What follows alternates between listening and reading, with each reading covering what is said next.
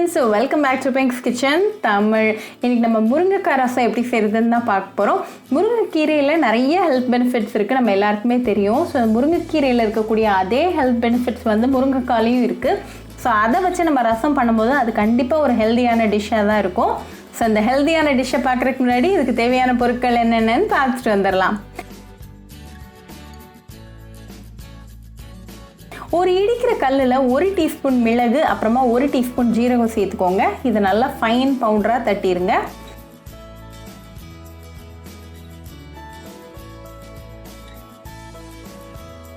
இப்போ தட்டி ரெடியாக இருக்குது. இது கூட ஒரு 10 பல்லு பூண்டு, கொஞ்சமாக கருவேப்பிலை இலைகள், அப்புறமா 1 பச்சை மிளகாய் சேர்த்துக்கோங்க. இதை லைட்டாக தட்டிடுங்க. இதை லைட்டாக தட்டிட்டு ரெடியாக வச்சுக்கோங்க. இப்போ நம்ம ரசம் பண்ண ஸ்டார்ட் பண்ணிடலாம். ஒரு மண்பானையை சூடு பண்ணிக்கோங்க. அதில் 3 கப் தண்ணி சேர்த்துருங்க.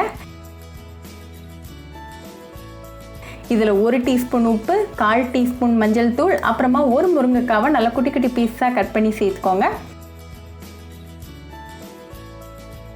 இதை லைட்டாக கலந்து விட்டுட்டு இது ஒரு 10 நிமிஷம் வேகட்டும். இந்த முருங்கைக்காய் பீசஸ்லாம் நல்லா வேகிற வரைக்கும் இதை நல்லா குக் பண்ணிக்கலாம்.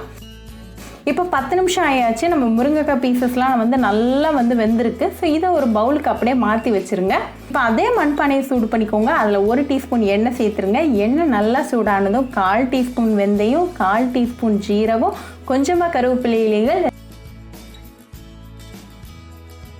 2 காஞ்ச மிளகாய், அப்புறமா 1 சிட்டிகை பெருங்காயத்தூள் சேர்த்துக்கோங்க. இதை லைட்டாக மிக்ஸ் பண்ணி விட்டுருங்க. இப்போ இது கூட நம்ம இடித்து வச்சுருக்கிற அந்த இன்க்ரீடியன்ட்ஸ், அப்புறமா 2 பழுத்த தக்காளியை பொடிசாக கட் பண்ணி சேர்த்துக்கோங்க. நல்லா மிக்ஸ் பண்ணி விடுங்க. தக்காளி நல்லா மசிகிற வரைக்கும் நல்லா கலந்து விட்டுக்கிட்டே இருங்க. இப்போ தக்காளி நல்லா மசிஞ்சாச்சு. ஸோ இந்த ஸ்டேஜில் 1/2 கப் புளி தண்ணி, அப்புறமா நம்ம ரெடி பண்ணி வச்சுருக்கிற முருங்கைக்காய் சூப்பையும் உள்ளே சேர்த்துருங்க.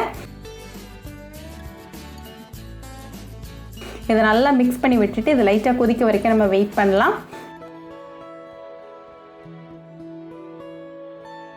இப்போ லைட்டாக கொதிக்க ஆரம்பிச்சிருக்கு. ஸோ இந்த ஸ்டேஜில் ஃப்ளேம் ஆஃப் பண்ணிவிட்டு கொஞ்சமாக கொத்தமல்லி இலைகளை சாப் பண்ணி சேர்த்துக்கோங்க.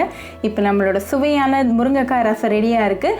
இது ரொம்பவே ஹெல்த்தியானது, உங்களோட இம்யூனிட்டியை ரொம்பவே பூஸ்ட் பண்ணும், உடம்புக்கு ரொம்ப நல்லது. வாரத்துக்கு ஒரு வாட்டி இந்த மாதிரி ரசம் வச்சு சாப்பிட்டிங்கன்னா ரொம்பவே ஹெல்த்தியாக இருப்பீங்க. இதை நல்லா சூடாக சாதம் கூட வச்சு சாப்பிட்டு உங்கள் ஃபேமிலி அண்ட் ஃப்ரெண்ட்ஸ் கூட என்ஜாய் பண்ணுங்கள். ஸோ கண்டிப்பாக அந்த முருங்கைக்காய் ரசத்தை உங்கள் வீட்டில் ட்ரை பண்ணி பாருங்கள். ட்ரை பண்ணிவிட்டு எப்படி இருந்துச்சுன்னு கமெண்ட்ஸில் சொல்லுங்கள். இன்னொரு சூப்பரான ரெசிபியோடு உங்களை பார்க்குற வரைக்கும் பாய் ஃப்ரெண்ட்ஸ். உங்களுக்கு இந்த வீடியோ பிடிச்சிருந்தா பிங்க்ஸ் கிச்சன் தமிழுக்கு லைக் பண்ணுங்கள், ஷேர் பண்ணுங்கள், கமெண்ட் பண்ணுங்கள் அண்ட் மறக்காமல் சப்ஸ்கிரைப் பண்ணுங்கள். கூடவே பெல் ஐக்கானையும் கிளிக் பண்ணிக்கோங்க. அப்போ தான் நான் போடுற வீடியோஸ் எல்லாம் உங்கள் நோட்டிஃபிகேஷனில் வரும். உங்களுக்கு ரெசிபிஸ் இங்கிலீஷில் பார்க்கணும்னா பிங்க்ஸ் கிச்சன் சேனலை பாருங்கள். சேனலோட லிங்க் நான் அந்த டிஸ்கிரிப்ஷன் பாக்ஸில் கொடுக்குறேன். மறக்காமல் செக் பண்ணுங்கள். இன்னொரு இன்ட்ரெஸ்டிங்கான ரெசிபியோட உங்களை பார்க்க வர வரைக்கும் பாய் ஃப்ரெண்ட்ஸ்.